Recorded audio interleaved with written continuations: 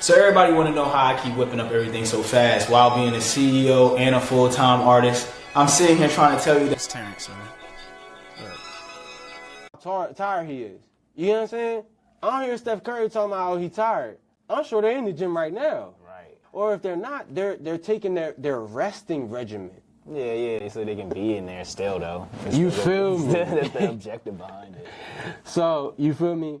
Once I learned that, when I'm, in this space, and those people were tough. They're hard. Like, you talking, these people were built to kill. And you have to get them in line. And you can't make eye contact and have fear. You know what I'm saying? Because they can smell it. You feel me? And when you're in an environment like that, once you go out into the world, you kind of see that stuff is a lot less threatening. Entrepreneurship, although it's tough, what I've been through, it don't even compare. And I said that, when I was in the Army, I was like, yo, once I have my freedom, because they wanted me to go to officer school because of I had one of the highest grade profiles as far as, body and all that stuff, and also mentality, because, they do, tests and stuff on you. You know what I'm saying? There's a lot of stuff that, they do in order to see who the top soldiers are and who the best and who they're going to put in certain places in order to, keep the top tier of their military.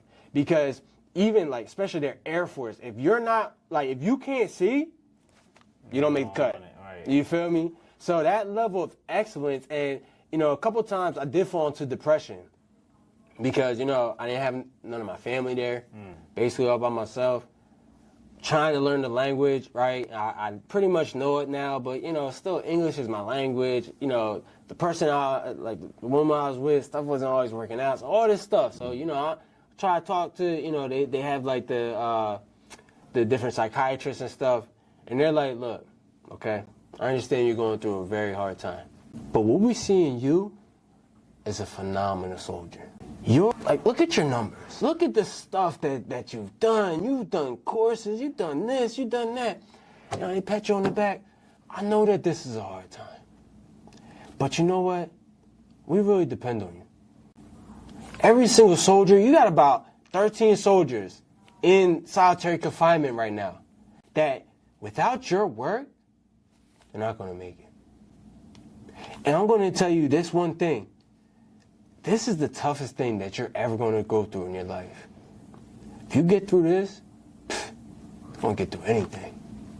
So you know what? Why don't you go back to your room, relax a little bit. I know your shift is coming up. Take a nap and reassess the situation.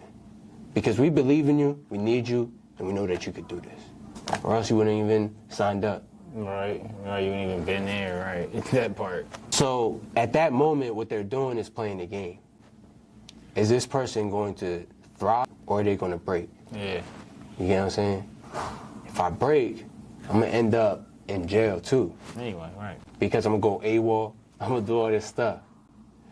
But if they see that I persevere through this, hard time, they know the product of their environment. Exactly. You feel me? So and if you are, a go-getter and you're a survivor, all that stuff, when somebody's talking to you on that type of level, you think to yourself, am I going to quit? Nah. Quitting was never really an option. So, that built on my mentality. And I said, once I get out and I have my freedom, I ain't never looking back. So, I already knew that I was going to create my own business and stuff like that. One of my friends in the Israeli army, he's like, yo, you one of them Les Brown types, And being able to rehabilitate those soldiers in solitary confinement, I was like, yo, if I could rehabilitate one of them, I could rehabilitate anybody. I could show anybody the way to do anything. Yeah. The catch-22 is people outside, they don't know how to manage or operate with their freedom. Wow. Most people haven't had their freedom taken away. Yeah, when you said it, that's what the first thing I thought, right? You feel me? So once you get that, you're like, yo, I'm not holding myself back. Because that's what we're doing most of the time. After people get out of work, they say, yo, I'm too tired to work on my craft. I see people do it all the time.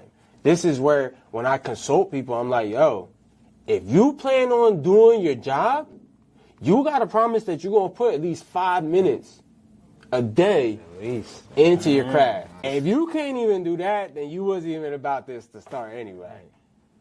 And when people notice, because that's even a mental trick right there too, is when you do that 5 minutes and you start to see that you enjoy what you're doing, you want to do 10 minutes. Right. Then you end up being a half hour into your work. So, my clients that apply that, they see dramatic results because when nobody actually has you wrap your mind around that, like, oh, I literally have to put 5 minutes. Like, don't say that it's too small. And that's the other thing. Like, we got too much ego. Oh, I really want to put, an hour in and this and that and all that. And we talk ourselves out of just putting in 5 minutes. Just do the 5 minutes and you be cool. Once you see that, by the end of the week, you got a finished product. But what I can promise you is if you don't put in no time, you ain't not gonna have no product. So, my friend, you could be one of them Les Brown dudes. I'm like, all right, I'm gonna do that. Started my first company, coaching, personal development and stuff. What I noticed was, young black man, a lot of people ain't really listening to me. You feel me? And that's not to be like, oh, like this is like racism or anything like that. That's the reality of the situation. People, show me the money. Like, what have you gone through? What have you done? Like, what are the different things? And I didn't understand that people couldn't quantify in their mind military service. Like, and when I came back to America, this is also why most people are civilians. Right. I don't know what that means. You feel me? And when I came back to America and I saw that they wouldn't accept everything that I did in the Israeli army because they couldn't translate it or justify it based off the American system. So everything I did in the army, once I got back to America, basically meant nothing. So I had to fight that mentality too, like, I'm basically nobody, I'm starting from nothing. If I'm in Israel, as soon as I tell people, this is what I did, I can get basically any job. And I was also working in the forest market before I came to America, so I knew that I can get any job. And I learned finance over there a little bit, so I was like, put that into my business too. And, there's all these different things that happened along my story that made me know that, if I just apply myself to my own business, my own brand, just like what these people were saying on them CDs, I'm going to be okay. You feel me? Yeah. No matter what. So it came to a point where, I had to decide what I was going to do. And this is where, Jiggy comes into play too.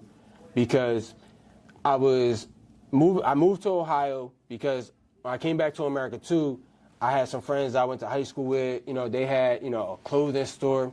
This I started to learn about merch and, graphic design and all these things and sales because they were like, if you're going to be the store manager, you're going to have to throw down. You feel me?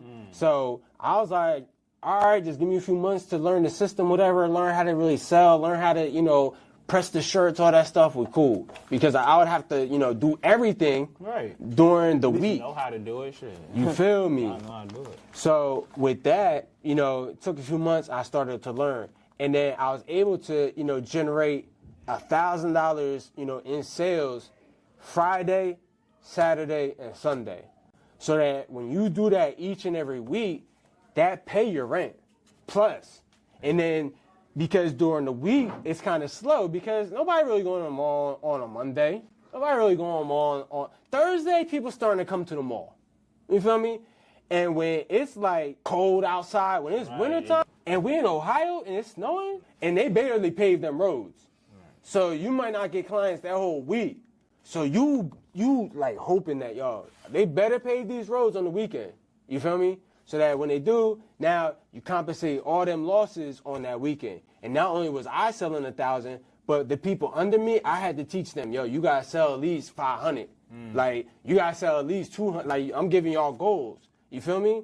And when you push them and like using the same different things I learned with them CDs and stuff, all these things, they was making amazing sales. They was doing it to the point where when I left, one of the people took my position. Word, You feel me? Good joint. You feel me? Good joint. So I knew that what I was doing worked. Now I left that position because I realized that I was just basically, working for them. They wasn't really putting me on like they said they was, doing. And I was like, yo, like, I thought we were bros, all this stuff. Like, all right, well, I don't really need this. I'm going to go back home and start over. Okay. So when I went back home, I ended up working with another dude that I went to school with, and he had a full-fledged print shop. They was only doing T-shirts and stuff. Now we doing books. Right. We doing signs, making stuff like that. Yeah. Doing banners, all type of stuff. And I'm installing them. I'm doing vehicle wraps, all that. I'm like, yo, That's a good look. you feel me? I'm like, this is really where it's at. I'm working with dude, and I feel like, all right, we got some partnership going on. Da, da, da. I'm there basically from like 7 in the morning to like at least 6 or 7. So I'm putting in at least like 12 hours. Some nights when we like gotta